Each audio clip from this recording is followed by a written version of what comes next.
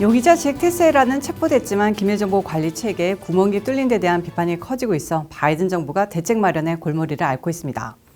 미 언론은 일제히 철저한 보안이 필요한 1급 기밀에 접근할 수 있는 고위급 장성은 수백 명에 이르는데 실제로는 부하 직원과 하급 장교 등도 접근할 수 있어 국방부 내에서만 최소 수천 명이라 봐야 한다고 지적했습니다. 1급보다 보안 수준이 낮은 2급 비밀의 경우 국방부는 물론 안보 관련 기관 직원이라면 대부분 볼 수 있는 상황입니다.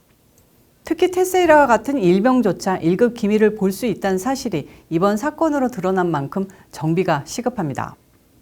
미 국가정보국사나 국가방첩안보센터 자료에 따르면 1급 비밀 접근 권한을 가진 인원은 2019년 기준 정부 소속 60만 5,579명, 정부와 계약을 맺은 컨트랙터 47만 2,586명과 기타 17만 3,803명 등 무려 125만 1,958명에 이르는 것으로 집계됐습니다. 2급, 3급 비밀을 포함하면 접근 권한이 있는 사람은 295만 명에 달합니다. 300만 명이 열람할 수 있는 정보를 과연 비밀이라고 분류할 수 있는지 고개가 갸우뚱거려지지 않을 수가 없습니다.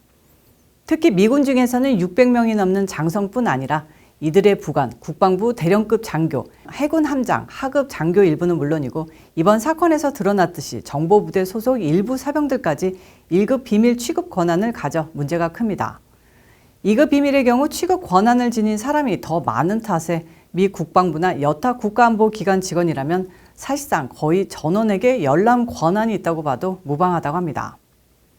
버락 오바마 전 행정부 시절 국방부에서 러시아와 우크라이나를 담당했던 에블린 파르카스는 명백히 너무 많은 사람이 너무 많은 기밀 정보에 대한 접근권을 지니고 있다고 지적했습니다.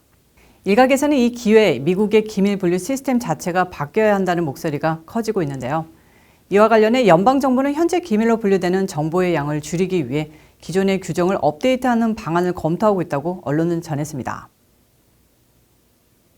국방부 기밀문서를 대량으로 유출해 국제적 논란을 일으켰다가 13일 FBI에 전격 체포된 매사추세츠 주 방위군 정보부 소속 21살 일병 잭 테세이라가 최대 수백 년형에 처해지게 됐습니다. 메릭 갈란드 법무장관은 연방수사국 요원들이 테세이라를 체포했다며 국가안보에 관한 기밀 정보를 허가 없이 반출, 소지, 유포한 혐의로 조사받고 있다고 말했습니다.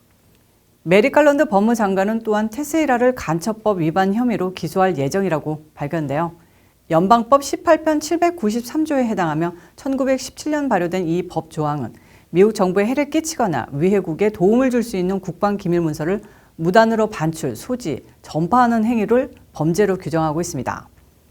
유죄가 인정되면 유출된 문건 한 건당 최대 10년의 징역형이 선고될 수 있어 단순 계산할 경우 테세이라는 수백 년 형량을 받는 것도 가능합니다. 언론에 따르면 테세이라는 게이머들의 채팅 앱인 디스코드의 더그 쉐이커 센트럴이라는 이름으로 만든 채팅방에서 기밀 문건을 최초로 유포한 것으로 파악됐습니다. 현재까지 기밀 유출의 동기는 내부 고발이나 사회적 불만, 분노의 표출이 아닌 단순한 허세로 추정되고 있습니다. 언론은 용의자가 채팅방에서 10대 청소년들을 비롯한 참가자들에게 기밀 정보에 접근할 수 있는 보안시설에서 일한다며 자신이 가진 정보를 자랑했다고 전했는데요. 테세이라가 처음에는 기밀 내용을 타자로 쳐서 알려주다가 나중에는 문서 사진을 찍어 올리며 기밀 내용을 과시했습니다. 수사당국은 그가 기밀을 채팅방에서 공유하기 시작한 것은 지난해 10월 이후로 보이며 유출 문서는 수백 쪽에 달한다고 밝혔습니다. 한 채팅방 참가자는 지난해 10월부터 지난달까지 테세이라가 올린 문서가 350건이라고 말했습니다.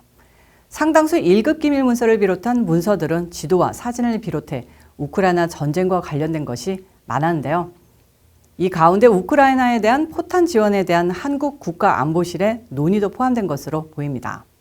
채팅방 참가자들은 테세이라가 올린 기밀 내용과 관련된 일이 실제 발생하는 것을 보고 그를 추앙했으며 일종의 우상처럼 여긴 것으로 전해지고 있습니다. 공화당주 플로리다주 의회가 임신 6주가 지나면 낙태를 금지하는 법안을 13일 가결했습니다. 지난주 주 의회가 상하원에서 70대 40으로 법안이 통과됐습니다. 13일 론 드산티스 주지사는 이 법안에 성명을 내고 서명했습니다. 이제 플로리다주는 낙태 금지가 현재 15주에서 6주로 기준이 강화됩니다. 예외로 성폭행 또는 근친상간으로 인한 임신, 산모 생명을 구하기 위한 경우 등은 임신 15주까지 낙태가 허용됩니다. 또한 낙태에 사용되는 약물의 경우 환자가 직접 받거나 의사에 의해서만 제공됩니다. 현재 낙태 지지자들이 기존 임신 15주 낙태 금지법이 사생활 보호 침해라며 소송을 제기한 상태입니다.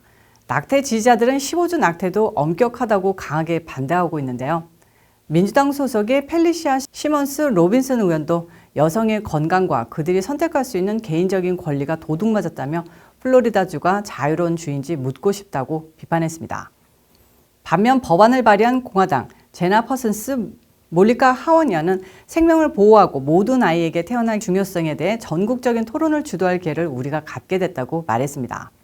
이번 6주 낙태 금지법은 플로리다주 대법원의 결정에 따라 합헌으로 판결나면 한 달 이내 효력을 가질 것으로 보입니다. 미국의 신차 평균 가격이 약 2년 만에 권장 소비자 가격 아래로 떨어졌습니다. 올해 3월 신차 평균 거래 가격이 48,008달러로 2월보다 550달러 하락했습니다. 켈리 블루 북에 따르면 신차 가격이 2023년 1분기까지 계속해서 하락세를 보였다며 재고가 꾸준히 개선되고 선택폭이 넓어져 거래 가격 하락을 예상했습니다. 따라서 소비자들이 신차 구매 시 더 나은 가격 협상을 할 수 있을 것으로 보입니다. 자동차 가격 하락은 소비자들에게 긍정적인 부분이지만 팬데믹 이전에 비하면 여전히 신차 가격이 평균적으로 약 27% 상승해 있습니다. 신차와 중고차 가격은 2022년 후반에 최고 수준에 도달했다가 약 3% 하락한 겁니다. 미국 딜러 재고는 1분기 184만 대로 전년 동기 대비 약 50% 증가했습니다. 벤치마크 분석가는 여전히 재고는 부족하고 재고를 늘리고 신차 가격을 낮추려면 아직 멀었다고 말했습니다. 전기차 선도업체 테슬라도 올해 들어 큰 폭으로 차량 가격을 내렸습니다. 비싸다고 인식됐던 테슬라 차량이 상대적으로 저렴해지면서 자동차 시장 내에서 가격 전쟁이 예상됩니다. 모델 Y 출고가는 49,990달러에서 7,500달러 세금 공제 혜택을 적용하면 42,490달러가 됩니다. 이는 지난달 미국의 평균적인 신차 구매 가격보다 5,300달러 낮은 수준입니다. 자주 비교되는 BMW 3 시리즈가 44,000달러부터 시작하는 것에 비해 더 저렴한 가격입니다. 다만 쉐보레, 포드, 현대, 닛산 등의 프리미엄 가격은 권장 가격에 프리미엄을 더해 판매된 것으로 조사됐습니다.